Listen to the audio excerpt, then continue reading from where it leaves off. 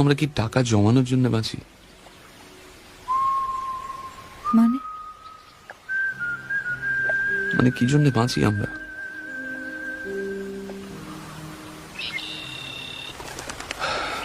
একদিন আরো বয়স হবে, হাতের মতো মুখের উপরেও নানা রেখার কাটাকুটি খেলা চলবে।